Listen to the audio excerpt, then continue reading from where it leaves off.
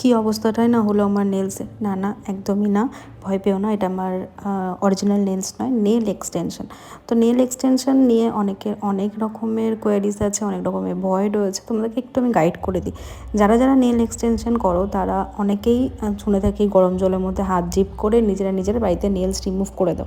Remove হয়ে যায় অনেকের আবার অনেক রকম প্রবলেম হয়। তো আমি তোমাদের সাজেস্ট করব কোনোভাবে কোনো এক্সপিরিয়েন্স না থাকলে, যদি তোমাদের নেলস বা তোমাদের স্কিন ভালো না হয়, যদি সেন্সিটিভ হয়, তাহলে কখনোই বাড়িতে তোমরা এইসব কাজ করো না। তাহলে কিন্তু তোমাদের নেলসটার অনেক ক্ষতি হয়ে যাবে। সবসময় যে কোনো জিনিসকে কোনো প্রফেশনালের দ্বারা হ্যান্ডেল করতে দেওয়াটা উচিত, তাতে আমাদের স্কিন, হেয়ার, নেলস সবটাই ভালো থাকে। যার যেটা কাজ তাকে সেটা করতে দাও, তাকে তার মতন করে সুন্দর করে করতে দাও। তোমরা সার্ভিসটা নাও, এবং সার্ভিসটার ব্যাপারে কোনো প্রবলেম হলে তখন তোমরা সেখানে কমপ্লেন করতে পারো। তোমরা এখানে দেখতে পাচ্ছ আমার ন্যাচারাল নেলসটা কিন্তু অনেকটা ড্রাই হয়ে গেছে এবং অনেকটাই হার্শ হয়ে গেছে। তো নেল এক্সটেনশন করলে